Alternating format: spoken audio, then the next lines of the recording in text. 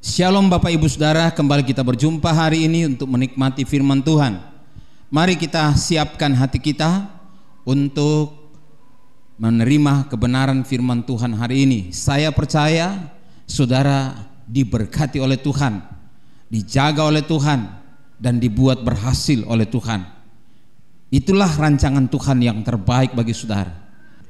Bapak Ibu Saudara yang dikasihi Tuhan, sekali lagi saya percaya bahwa saudara tidak pernah diciptakan oleh Tuhan untuk menjadi orang gagal dan kalah. Dari awal Tuhan tidak pernah menciptakan Adam dan Hawa menjadi gagal dan kalah. Tetapi dosa yang membuat mereka harus terusir dari persekutuan yang akrab dengan Allah. Mereka gagal dalam hidupnya. Kalau Adam telah gagal, ia adalah ciptaan Allah yang diciptakan sepetah segambar dengan Allah. Ia gagal dalam menjalankan tugas tanggung jawabnya, dalam mengambil keputusan ketika ia digoda oleh iblis untuk makan buah pengetahuan baik dan jahat. Dan olehnya saudara dan saya mengambil bagian dalam kegagalan Adam.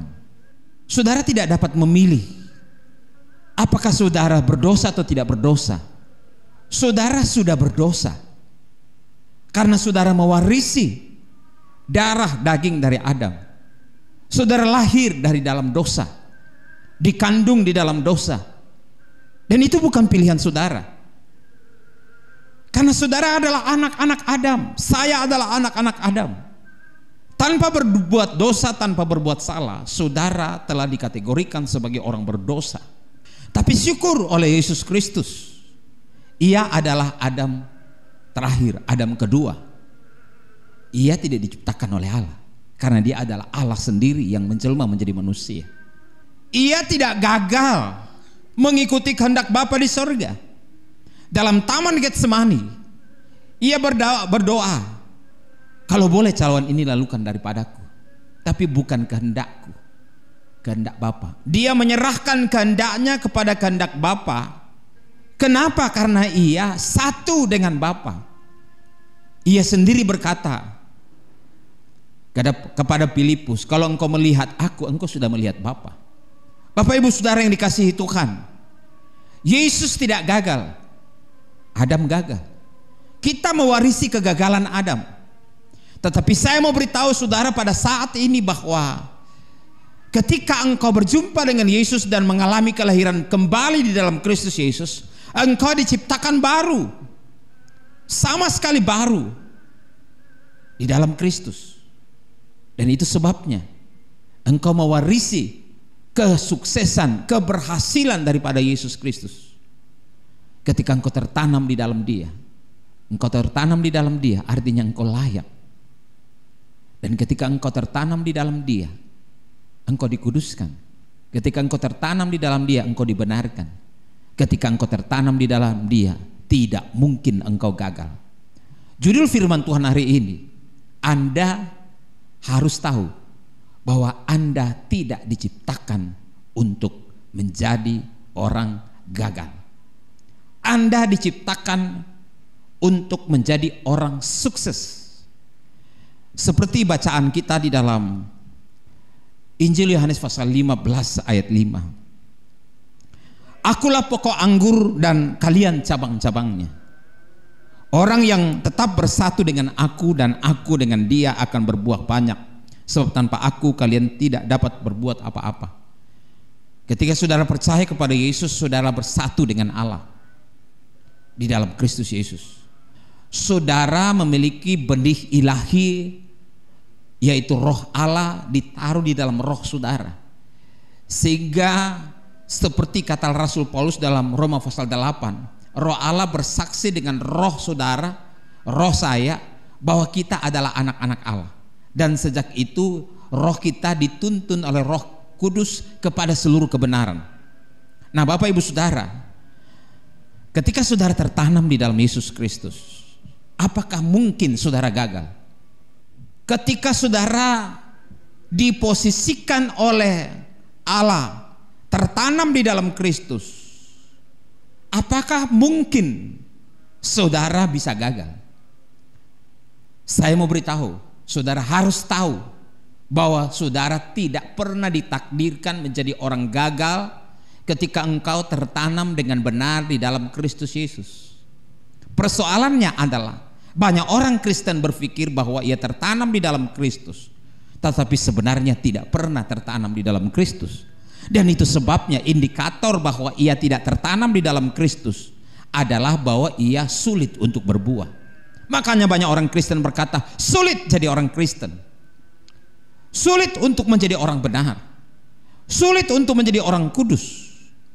Bapak ibu saudara, kalau engkau tertanam di dalam Yesus Kristus, saudara telah dikategorikan sebagai orang kudus, sudah dikategorikan sebagai orang benar.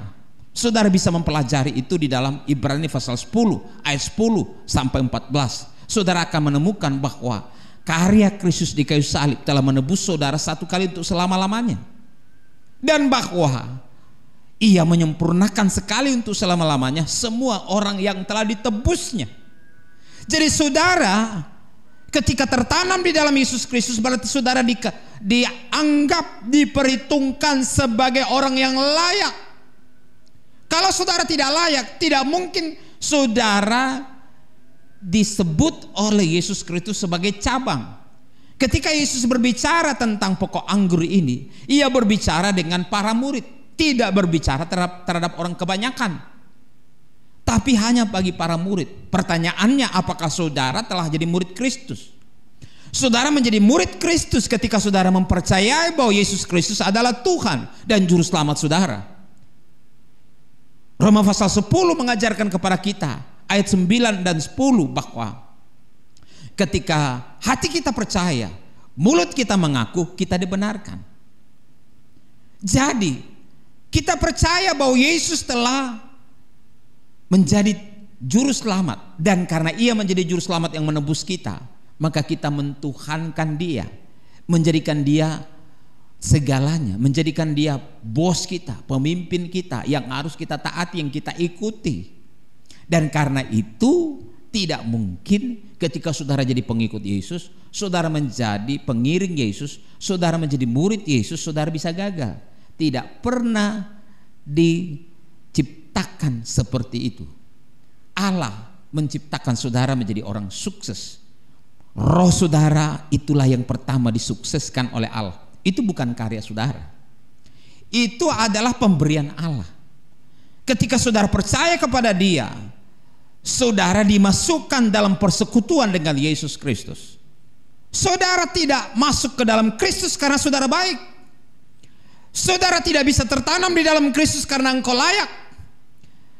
Saudara tertanam di dalam Yesus Kristus bukan karena engkau mampu taat, mampu menjadi orang beragama yang baik. Saudara tertanam di dalam Yesus Kristus oleh karena saudara dipilih, dan karena itu saudara beriman. Dan ketika engkau beriman kepada dia, maka saudara ditanam di dalam Kristus, bersatu dengan Kristus, sehingga ia menjadi pokok kehidupanmu. Dan engkau carangnya di dunia ini, carang di kantor, carang di perusahaan, carang di tempat kerja, carang di rumah tangga, carang dalam segala aktivitas hidupmu sehari-hari. Engkau adalah carang Tuhan, dan itu sebabnya engkau pasti sukses dalam roh saudara. Hal yang pertama. Yang kedua, jiwa saudara, pikiran, perasaan, dan kehendak saudara terjadi perubahan-perubahan secara alamiah, bertumbuh ke arah kepenuhan Kristus. Dan dalam kehidupan fisik saudara, perbuatan sikap saudara dan perkataan saudara semakin hari semakin diubahkan, sehingga pada hari Tuhan saudara disempurnakan utuh, tak kurang satu apapun. Baik roh, jiwa, dan tubuhmu disempurnakan, diberi tubuh yang baru, tubuh kemuliaan oleh Yesus Kristus. Kenapa? Alasan satu-satunya karena engkau sudah terhubung dengan Kristus, disempurnakan dalam rohmu, dalam persekutuan dengan Kristus. Itu sebabnya saat Yesus datang kembali, kapanpun saudara dipindahkan dari maut kepada hidup. Saudara dipindahkan dari gelap kepada terang. Saudara dipindahkan dari dunia ke dalam sorga, bersekutu dengan Allah sempurna, kekal selama-lamanya. Jadi berbahagialah engkau, orang yang mati di dalam Tuhan sejak sekarang ini, karena ia beristirahat dari segala jerih lelahnya dan segala perbuatan mengikutinya. Semua perbuatan baikmu, ibadahmu, amal baikmu menyertai, bukan mendahului engkau, tapi mengikut di belakangmu, sehingga upahmu semakin besar. Engkau layak untuk menikmati fasilitas-fasilitas dalam pemerintahan 1000 tahun ketika Yesus memerintah di bumi 1000 tahun lamanya. Bapak Ibu Saudara, saya mau beritahu pada saat ini bahwa Yesuslah pokok dan engkau adalah carangnya. Kalau engkau adalah carang, secara alamiah tidak perlu engkau paksa-paksa dirimu untuk berbuah. Tidak perlu engkau memaksa dirimu. Cukup engkau yakini siapa engkau di dalam Kristus Yesus. Engkau adalah carang Kristus. Engkau telah ditebus menjadi milik kepunyaan Allah. Engkau telah diselamatkan oleh Yesus Kristus. Dan karena engkau sudah diselamatkan oleh Yesus Kristus, oleh karena engkau diberi hadiah keselamatan oleh Yesus Kristus, maka apa yang terjadi? Hidupmu berubah secara alamiah seperti sebuah tanaman atau seperti carang yang tumbuh sedikit demi sedikit, sedikit demi sedikit, tanpa sadar ada waktunya untuk berdaun, tanpa sadar ada waktunya untuk engkau bercarang-carang kecil, tanpa sadar engkau akan kemudian memunculkan bunga-bungamu, tanpa sadar engkau akan menyadari ternyata engkau berbuah. Kenapa? Karena engkau tahu siapa engkau di dalam Kristus Yesus. Saudara tahu, dalam Matius pasal 7 ada orang Kristen gagal, bahkan aktivis gereja, pekerja-pekerja Allah. Menurut agama mereka adalah orang sukses. Menurut pengamatan banyak orang Kristen, orang seperti ini sukses. Kenapa? Karena di ujung jalannya mereka berkata, bukankah dengan namamu saya mengajar? Bukankah dengan namamu saya mengusir setan? Bukankah dengan namamu saya berkhotbah dan sebagainya? Tapi Tuhan berkata, aku tidak pernah kenal kamu. Kenapa Bapak Ibu Saudara? Jadi ternyata bahwa banyak orang berpikir buah itu adalah karya-karya, karunia-karunia pelayanan. Padahal itu bukan satu-satunya indikasi bahwa engkau adalah orang yang dikenal, tertanam di dalam Kristus Yesus.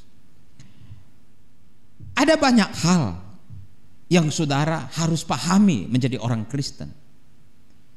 Banyak orang ketika satu saat dia dipakai Tuhan dalam karunia-karunia, tetapi kemudian saudara harus tahu juga bahwa tidak semua orang yang dapat karunia itu adalah anak-anak Tuhan. Contohnya, keledai dipakai oleh Tuhan untuk berbicara kepada Bileam. Raja Artasasta dipakai oleh Tuhan untuk membawa pulang umat Tuhan dan membangun bait Allah. Bapak Ibu Saudara yang dikasihi Tuhan, ada banyak orang aktif giat dalam beragama, dipakai oleh Tuhan, tapi apakah mereka adalah orang yang terhubung dengan Allah? Tidak. Jadi yang terpenting di sini adalah terhubung dengan Allah. Kalau saudara orang Kristen seringkali berpikir, oh saya giat di gereja, giat pelayanan ini, giat pelayanan itu yang menjamin saya tertanam di dalam Kristus. Itulah yang menjamin saya dikenal oleh Kristus. Itu yang menjamin saya tertanam di dalam pokok anggur.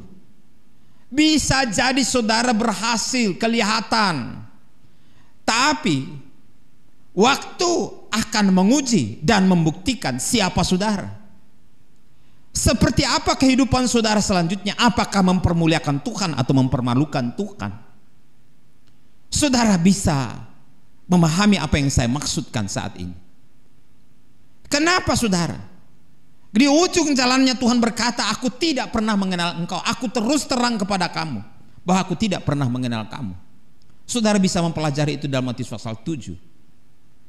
Bapak ibu saudara yang dikasihi Tuhan, kenapa bisa seperti itu? Karena orang ini tidak memahami, tidak tahu siapa dia. Ada juga orang kemudian murtad, tinggalkan Yesus. Walaupun pernah mengalami banyak peristiwa-peristiwa rohani, tapi kemudian gagal. Kenapa gagal? Karena ia tidak paham siapa dia di dalam Kristus. Ada selalu keraguan, sehingga imannya bergantung kepada dirinya, kepada perbuatannya, kepada ketaatannya, sehingga dia seperti orang Israel yang keluar masuk, berputar-putar, tidak pernah sampai tujuan. Banyak orang Kristen berkata saya beriman kepada Yesus Kristus, tetapi selalu mengandalkan dirinya, bahwa dia berkenan kepada Allah karena apa yang dia buat. Ia berkenan kepada Allah karena apa yang dia taati. Jadi sebenarnya keselamatannya itu tidak bergantung kepada Allah, tidak bergantung kepada anugerah Allah, tetapi bergantung kepada perbuatan-perbuatannya sendiri. Dan itu sebabnya dia gagal. Coba saudara perhatikan dalam Roma pasal 10 ayat 2. Sebab aku dapat memberi kesaksian tentang mereka. Ini Paulus berbicara tentang orang-orang beragama Yahudi. Orang-orang beragama Kristen pun pada umumnya seperti ini. Sama-sama beragama.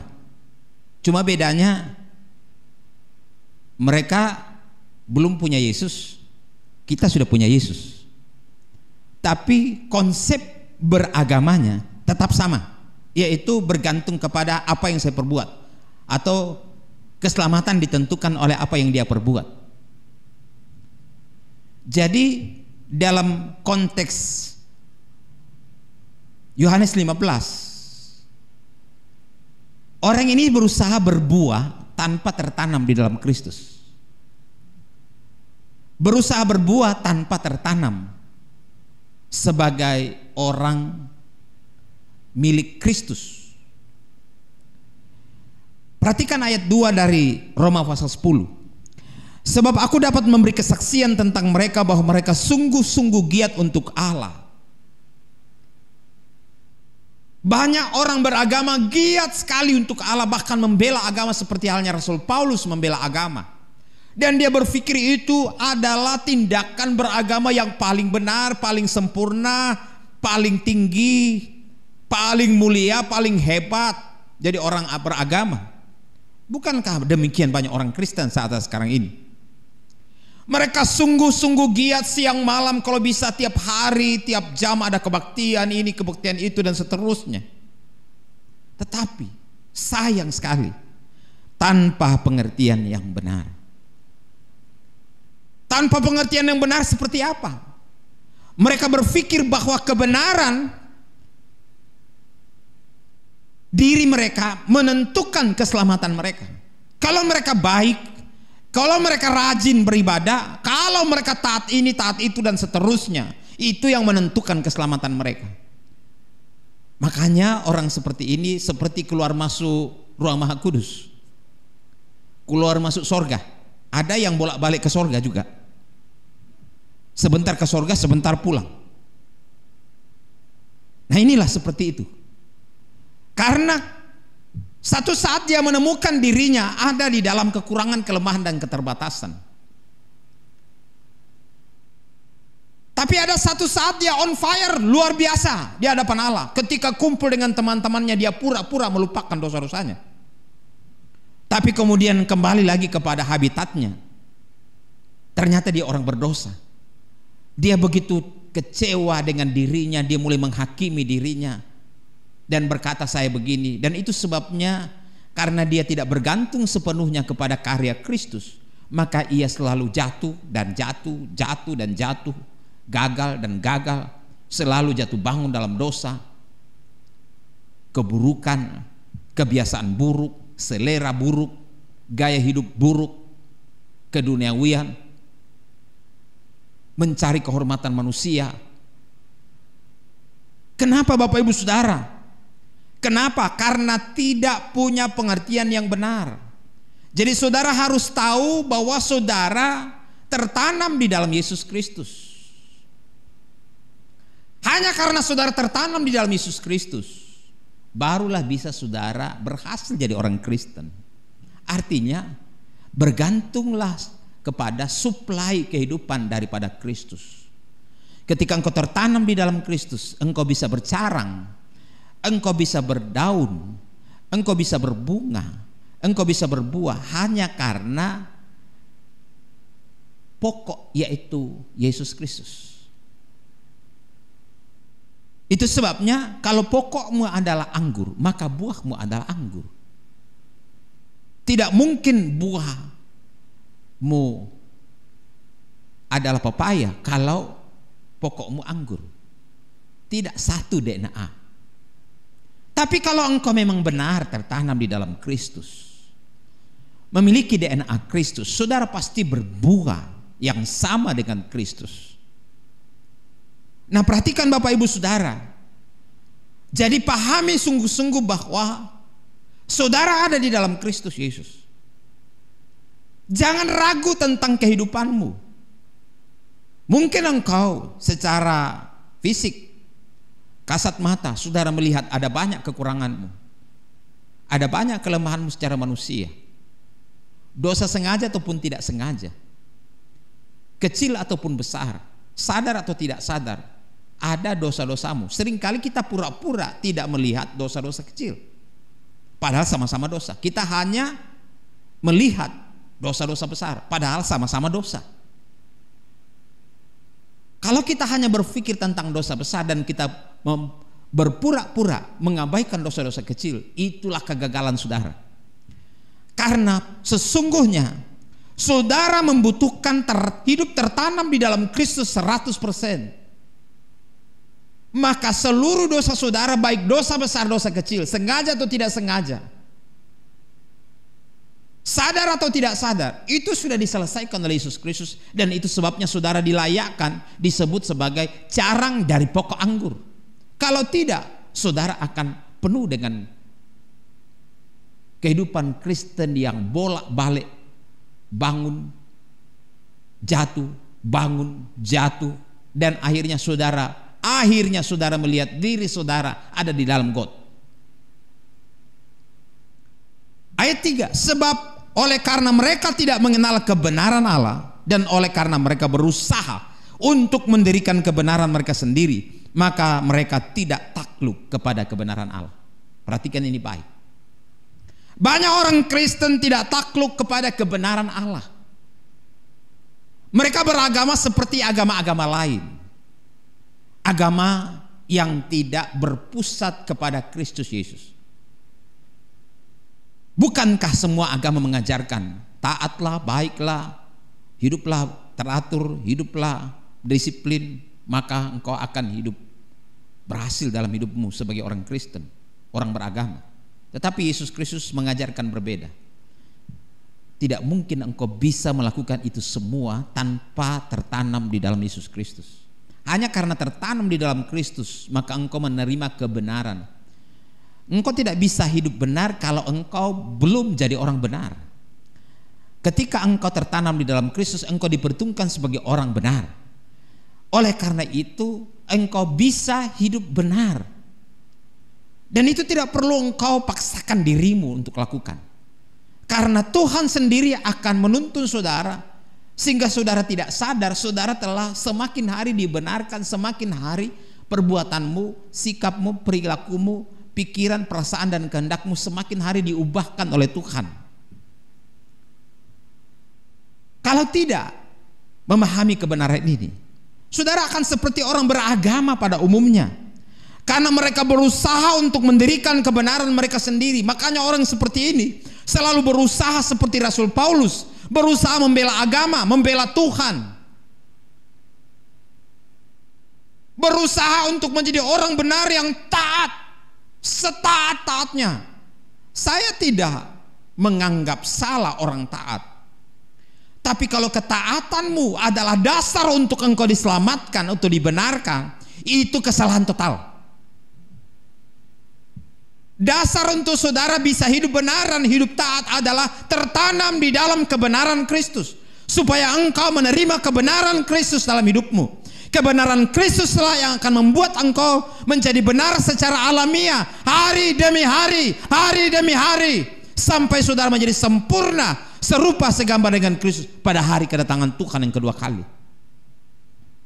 Jadi Bapak Ibu Saudara yang dikasihi Tuhan, pahamilah kebenaran ini supaya saudara sukses, saudara berhasil menjadi orang-orang percaya. Minggu yang akan datang kita sambung kebenaran ini. Saya percaya saudara tidak ditakdirkan untuk menjadi orang kalah dan gagal. Tuhan menciptakan saudara tertanam di dalam Kristus supaya saudara berhasil berbuah lebat 100, 60, 30 kali lipat, sampai hari Tuhan hidup saudara memuliakan Tuhan. Tuhan memberkati saudara.